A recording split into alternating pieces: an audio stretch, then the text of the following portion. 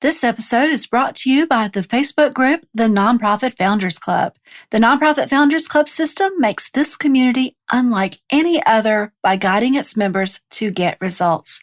Yes, members actually establish nonprofits that cover costs, build infrastructure, and make a difference in people's lives. We do this through free training and lives, the Founders Victory Roadmap, free mentoring and accountability groups, questions, answers, and discussions, challenges, and so much more. Stop being the sole funder and join us in the free group today. The link is in the show notes. Welcome to the Nonprofit Founders Club, where founders who have said, I have my 501c3, now what? Begins building the nonprofit they envisioned and helping the people they are called to serve, all without being the sole funder.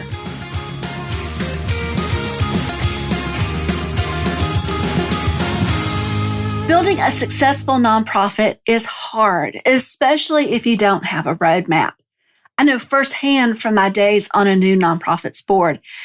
I had nonprofit experience in larger organizations, so I knew what one looked like from the inside, but I saw so many things that needed to be done. I Googled start a nonprofit and got plenty of articles on the paperwork, but after the 501c3, there wasn't much help.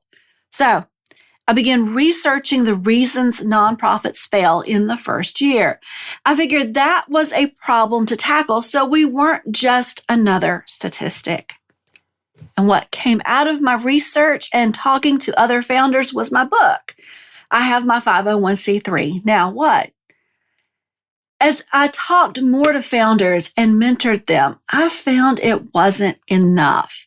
That's why I created the Build a Successful Nonprofit framework to help founders put together the pieces that create a successful nonprofit, one that covers costs and builds infrastructure. This framework governs everything I do in my business. And there are 3 pillars to the framework. So let's dive in on this episode. So the infrastructure pillar, that's pillar 1. And it sets your nonprofit up for funding by providing the infrastructure funders, which are individuals, corporations, and grantors, look for. This helps you go from now what to established foundations. Helps you go from feeling lost and confused to determined because you now have a plan. The good news is that it doesn't take a lot of money. Often less than $500 to do these things. It takes time and elbow grease, but not a lot of funds, especially since I share with you resources that are free or discounted for nonprofits. Now, the framework is broken up into 3 smaller areas. We've got management, policies and procedures, and fundraising foundations. So let's talk a little bit more about those 3 smaller areas.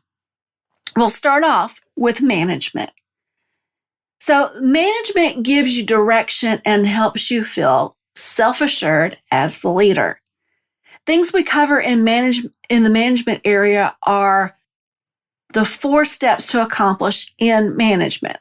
We cover them in depth next episode, but let's introduce you to the 4.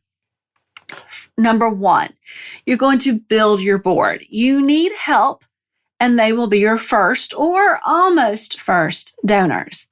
Number 2, your strategic plan. Create your 5-year strategic plan. You need to get very clear on who you are and where you want to go.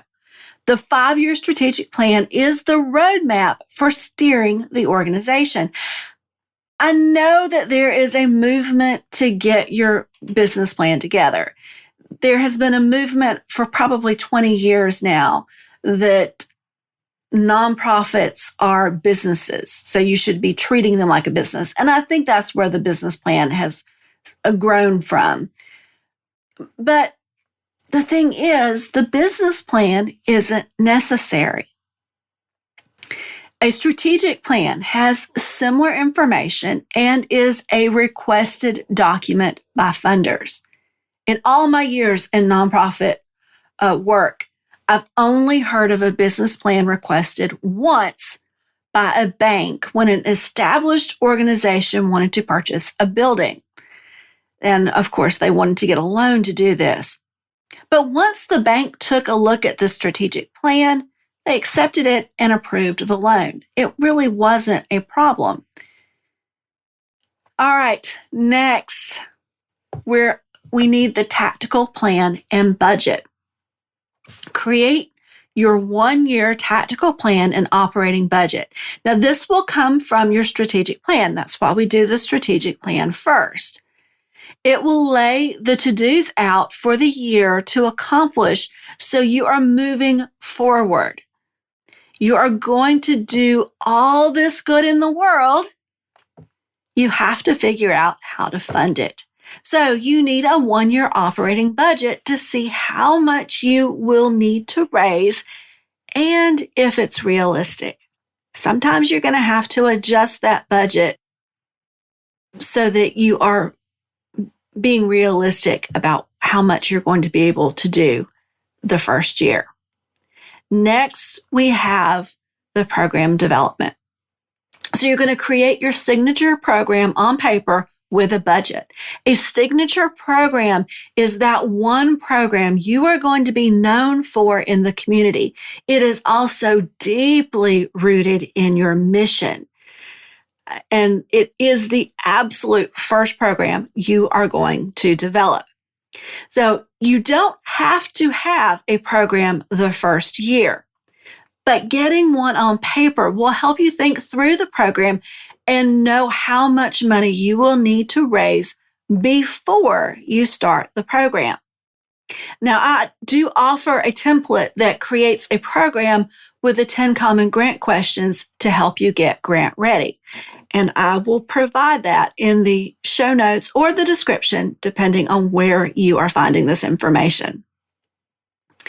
All right, let's move on to policies and procedures. So while policies and procedures are the least sexy thing I can talk about, we have to do things that aren't fun. We start with templates, samples, and curated articles of the policies and procedures the IRS Form 990 asks for. So why do we start there? Well, we have to start somewhere, and keeping you in compliance with the IRS is a very good place to start, in my opinion. We then move to the policies and procedures that are needed to run your nonprofit at your stage and the policies and procedures you need in place before you ever take a donation. All right, this leads me to fundraising foundations. Fundraising foundations are the things that have to be done before you ever raise a dollar. They provide credibility or are simply something that has to be done so you aren't scrambling when it comes up during the first donation. They will include your website and social media. Websites and social media are things that give you instant credibility. They help establish you as a legitimate business. Next, we have the fundraising essentials. These are things that you need in place before you get the very first donation. They will include a payment processor. So who will process credit card and online payments? You'll need to sign up and submit your information, and this may take time depending on who you choose. Now, I will give you some recommendations of payment processors in the show notes or description. And I also want to say here, this is very important because when you consider donors will give 35% more online than through any other method, you really need to have this in place. It's going to pay dividends. All right, the next thing you need is a donation page. You'll need a page on your website where people can donate.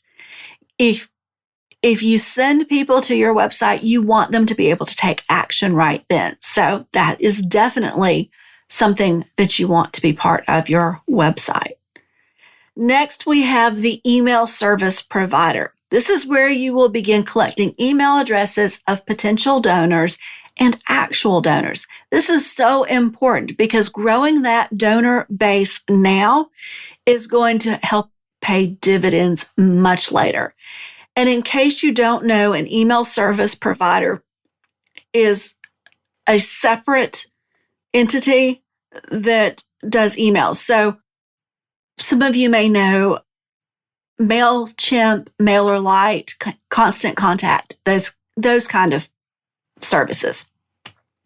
I will put some information in the show notes or the description about different service providers. I like MailChimp or MailerLite simply because you get a certain number of email addresses free.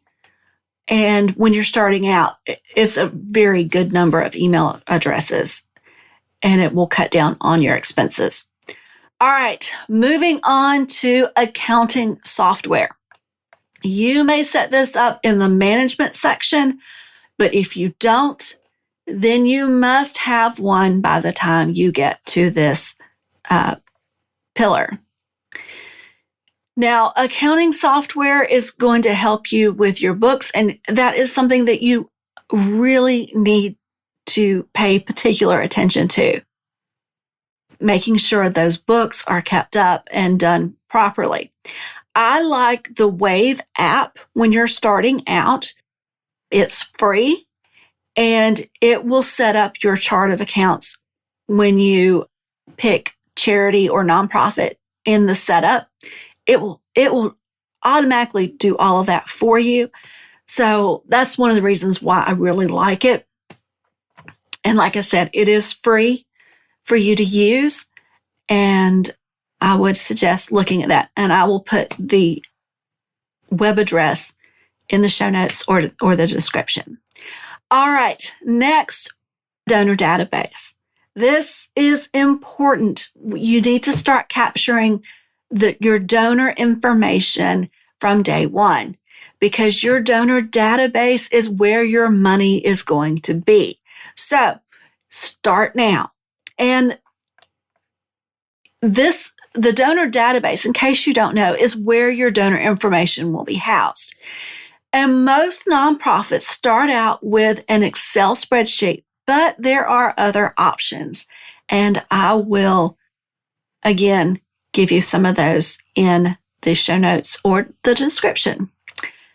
Now, let's go to the time management pillar. This pillar helps you get all the to-dos done. You go from too many to-dos to having the time to get the right stuff done and make an impact. It helps you go from feeling paralyzed to knocking out your to-dos and getting things off your plate. There are 3 areas in the time management pillar. They are consistency. This includes the routines and checklists needed to get the reoccurring things done. Next is intentionality. This area is about the to-dos that keep you deliberate in your actions. And third is focus. And it's about paying attention to the things that move your organization forward. It also means not paying attention to those things that is just keeping you spinning your wheels. All right. So how do we accomplish the 3 areas in this framework? Well, we build strategies that help you be consistent, intentional, and focused on the right things. And we do that through strategies that include checklists, templates, samples, and time management concepts. All right. Last, we have the fundraising basics pillar. Now, this is different from the fundraising foundations. The fundraising basics pillar is actually where we get into the nitty-gritty of fundraising. So it gives you the fundamentals of fundraising. You go from funding woes to bringing in consistent funding. If you are feeling clueless on where your funding will come from, then this pillar is for you. As you work through the fundraising pillar, you'll become excited about your organization's future and reignite your passion to serve. There's an upcoming episode where we will go in depth in this pillar, but let's get an introduction here. So there are 3 smaller areas in this pillar.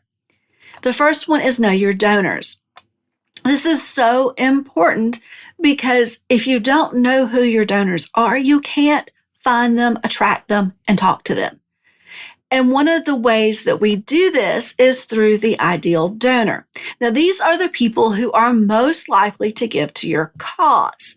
You will focus on them after you've asked friends and family. And if you've been in my world at all, you know the very first thing I tell you to do is to ask your friends and family and have your board do the same. These people will be loyal to you. The ideal donor is looking for people loyal to your cause. That's a very big distinction, but you've got to start from within before you can work out. And so your friends and family are your within. All right, so know your strategy is the second thing. What activities will your organization create to raise money? Now, this area is also where we talk about different types of fundraisers. In case you were wondering, events are only one type of fundraising activity. There are thousands of activities. Know your plan. A fundraising plan is needed here. A fundraising plan will help you raise more money with less effort. We're going deeper with fundraising plans in the future episodes this year. All right, so let's talk about how the framework solves the problems of lack of infrastructure and lack of funding. The framework builds the foundation of the organization. And I hope you can see how the framework helps you build a stable and sustainable nonprofit.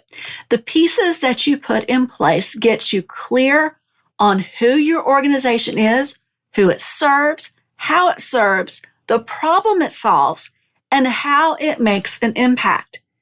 It is able to stand among other organizations and confidently proclaim its existence. It builds the roots that will help it grow. The framework builds the foundation of fundraising too. These steps in the framework were deliberately selected to build the things you need to fundraise well. It gives you the best path to get started raising funds. And last, the framework allows you to get things done. By focusing on the things that build the foundation of your nonprofit, you can be intentional about what you complete and know you are moving your nonprofit forward. This gives you more time to do other things like spend more time with your friends and family. So I have a free download for you. Download a founder's guide to building a nonprofit without being the sole funder and work through the infrastructure pillar of the framework. This download only deals with the infrastructure pillar. So you're going to be able to focus just on those things. So the link is in the show notes or the description, depending on where you are finding this show. All right. Have a great day and a great week, and I will see you back next episode. That's it for the Nonprofit Founders Club podcast.